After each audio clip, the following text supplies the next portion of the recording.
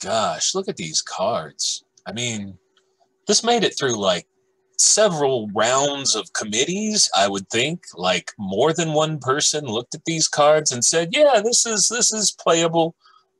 These are fair." I mean, my goodness, Oko, man. Sorry, Tyler. Growth Spiral, that one was pretty broken too. Omnath, man, everybody was upset about Omnath. Omnath, he didn't last long at all. Did he even even make it past a month in standard before he? I don't even think he made it that long. Uro made it longer, I think, than most people were expecting. Uro made it a long time. Gosh. And this list is only going to get longer.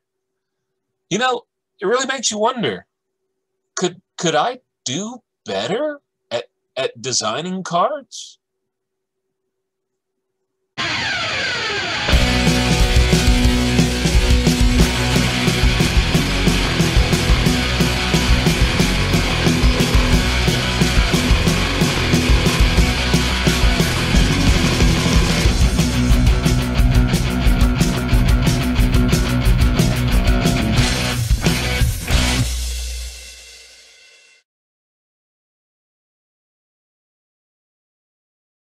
And the answer to that question is, of course not. No, I could not design a Magic card or a Magic set better than the design team.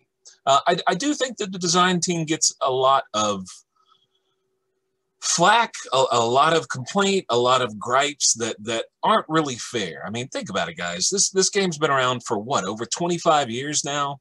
I don't like the idea of having the design team feel limited in what ideas they come up with. Now, I understand that there are going to be some bad ideas out there, and hopefully, you know, some of these committees or whatever the process is in scanning the cards and play testing the cards, hopefully this process can catch the majority of bad ideas. But you know what? It's okay to take some chances.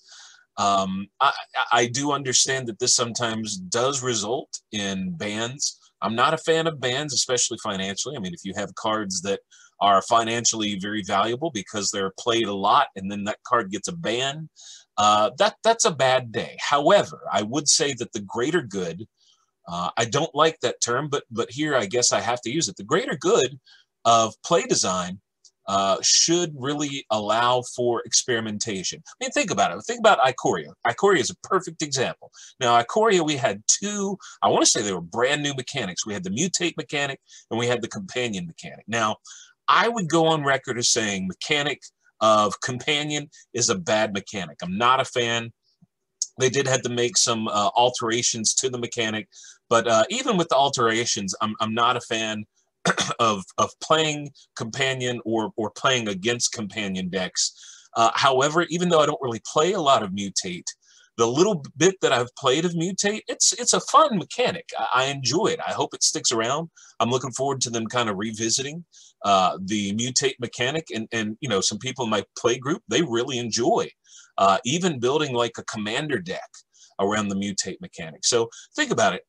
We have here a set that really had, I think, kind of well, a low point of experimentation in that companion mechanic, but also really a neat, new, fresh mechanic that's that mutate mechanic.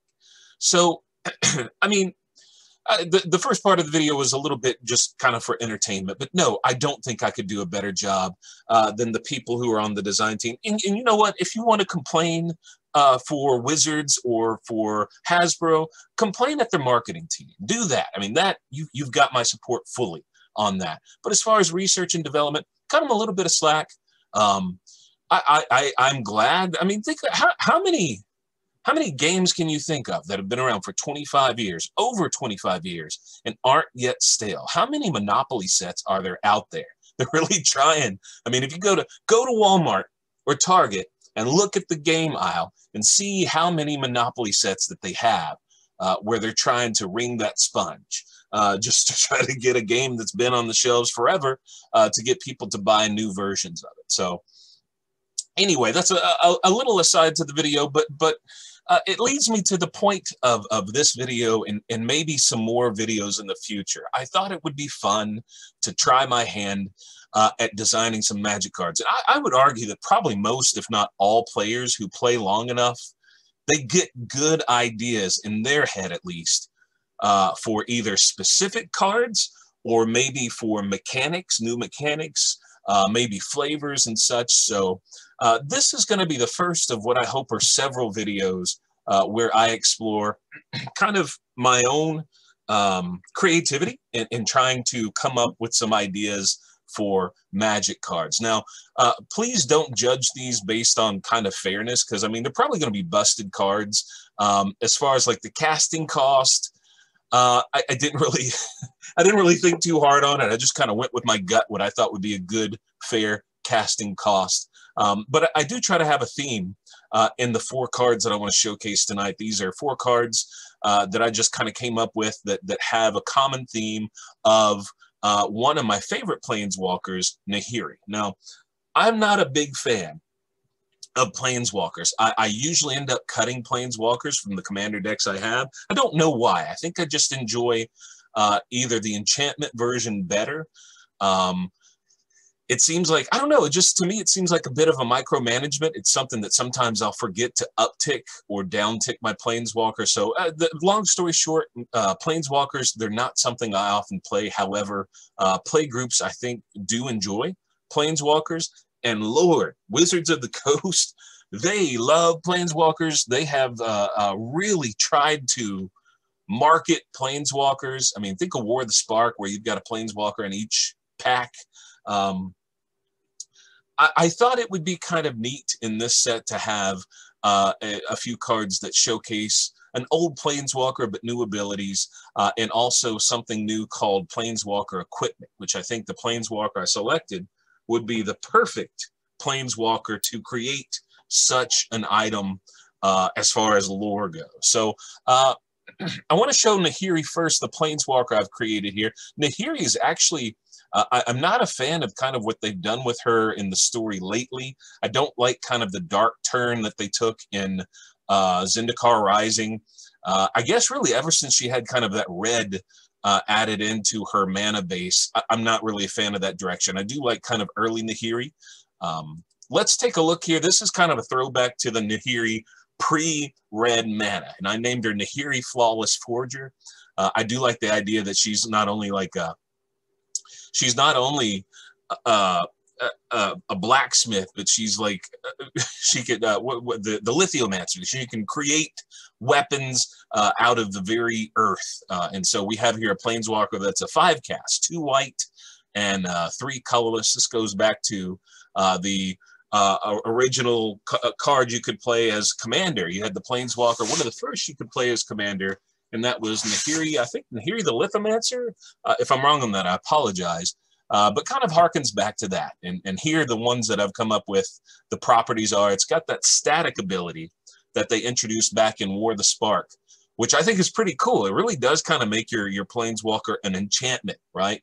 But her enchantment ability is that artifacts you control are indestructible. I like the idea here that she is just empowering your artifacts. She does have a +1 ability, and this +1 would add a +2/+2 modifier to the target equipment you control. I like the idea of the Lithomancer being able to just touch a piece of equipment and improve it. Almost like her, just her energies would be able to hone and repurpose and improve steel to make it more divine, more powerful. And then you also do have a -2 ability, which is useful really in any commander deck, and that's going to be -2 to destroy target artifact. She does come in at 4 loyalty, so I didn't think that was too bad. There is no real ultimate because I'm not really a fan of that. I mean, how often does that even trigger? How many, if you've gotten a cool Planeswalker ult ability off in game, let me know in the comments what Planeswalker it was, because I don't think I've ever played a game where I've used the Planeswalker and gotten that Planeswalker ult up enough in its loyalty to ult the whatever the ult ability is. But maybe some of you have. I'm interested to hear it. So this is my first little to set the theme, to set kind of our hero of this 4-card set I've created is Nahiri. All these cards kind of focus around her because she's cool. I like her. The next card would be, and actually I should talk about the website I'm using. This is something I found online. It was absolutely free. I think it's in its beta, but it's mtg.design. You can create an account for free. To me, I'm not very technology minded. It was very user-friendly to me. I didn't have a problem navigating it. For artwork, you can just kind of put in the artwork's URL and it'll populate it for you. Very easy to use. They've got a guide here, so I really recommend if this is something that you may want to experiment with. I would love to see kind of what you create. I don't know how. Maybe you can share it in the comments, but if you figure out how to, cool. I'd be happy to look at what you create. The next piece of equipment I have, this is going to be my idea of what's called Planeswalker equipment. This would be equipment specifically purposed for Planeswalker use and not other creature use. So you wouldn't be able to attach this to a normal creature. This would be just something you could attach to your Planeswalker. So here we have Nahiri's Forge Gloves. This is an artifact at a 3-drop, and you can equip it for 2 colorless. And the property is, I like the idea of, you know, Nahiri, she can create stone, she can manipulate stone. So that's kind of what the flavor of this is. Equip Planeswalker creates a 0-X colorless Stonewall creature token where X equals the Planeswalker loyalty whenever one of its loyalties abilities is activated. So I like this idea of whenever you activate a loyalty ability of your Planeswalker, whether it's to plus it up or negative it, that Nahiri would create a wall, a stone wall to kind of protect you.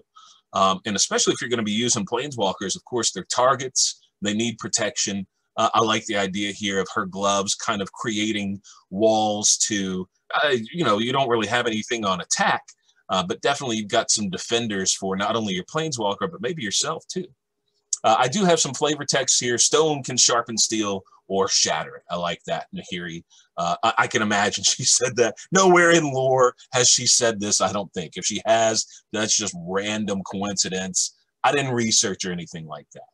So that's my first piece of Planeswalker equipment. You know, there are some enchantments that kind of deal specifically with Planeswalkers. I think of like the Oath of Teferi. I want to say that's specifically with your Planeswalker loyalty abilities or loyalty counters. So let's go back to my next piece of equipment. That would be another Planeswalker equipment specifically for Planeswalkers. This one's a 4-drop because I think it's, well, I mean, it's still a 6 to cast. So I think it's just one more than the last thing I showed, but I think it might be a little better than the gloves, right? And that's going to be this Infallible Carapace, right? This is armor that you could equip to your Planeswalker, and the property is that your equipped Planeswalker does not lose loyalty counters by activating loyalty abilities. So anytime you have to neg a Planeswalker, you wouldn't have to worry about losing those loyalty counters, right? Now, this is important. The design of this card, I still want this to be like where you as a player could attack a Planeswalker that's equipped with this, and if you hit them, the Planeswalker would still lose loyalty counters. This would just be kind of keeping those counters if the Planeswalker activates a neg loyalty ability. So I like that idea of just kind of here being protected. A Planeswalker may not need to protect its physical form, but I like the idea of kind of protecting its loyalty essence so that it doesn't lose to where eventually it just dies. I have here some flavor text I came up with. I'll take the embrace of good armor over the embrace of a lover any day. I just thought that sounded cool. Yep, so that's Infallible Carapace, however you say it. Infallible Carapace. The last piece of creation I have, yeah, this is not going to be Planeswalker equipment. This is going to be a legendary artifact. So let's take a look at this. I've got a big boy 6-drop here, and this is called Stone Vault of the Lithiumancer. This is a legendary artifact, and basically, if you can get this on field, This would allow you to double the amount of loyalty counters placed on planeswalkers you control. So I like the idea of basically if you +2 a planeswalker, it would actually be a +4. If you +1 them, of course, you creep up a little faster to that ultimate ability if that planeswalker has it. This is me kind of thinking about, you know what, dang, I've never really fired off a planeswalker's ultimate ability. This would hopefully, if I could get it on field, this would definitely help get a planeswalker to that ultimate ability. And I mean, shoot, if you had it equipped with that Carpus, it wouldn't even kill a planeswalker. That's where it may get a little busted. If you had a planeswalker that was equipped with that Carpus and this, you could just keep using its ult. If you got it up that far, you could use its ult over and over unless a player took care of it. But I thought it was cool flavor. I like the effect. I came up here with a little bit. If you know Nahiri, you know she's all about honesty. She's really someone who values someone's word, and that's why it makes sense that she felt so betrayed when, of course, that promise that was made to her by Ugin and by Edgar Markov. No, not Edgar Markov. Sorin. Sorry, Sorin. And Ugin made that promise that they kind of welched on, but she took it. I mean, that's a big deal to her. That was her honor code was completely violated by that. And she says, loyalty is a rare trait and should be nurtured where shown. So yeah, that's my little experimentation into card design. It was fun. I recommend you do it. I mean, you've been playing the game. If you're watching this and you have been playing it, I bet you have ideas. It's free to do. Just, you know, go to the website and check it out. See what you come up with. And if you can think of a way to send the link, I'll be happy to check it out. You guys have a great day. I appreciate your attention. Take care of each other. Bye-bye.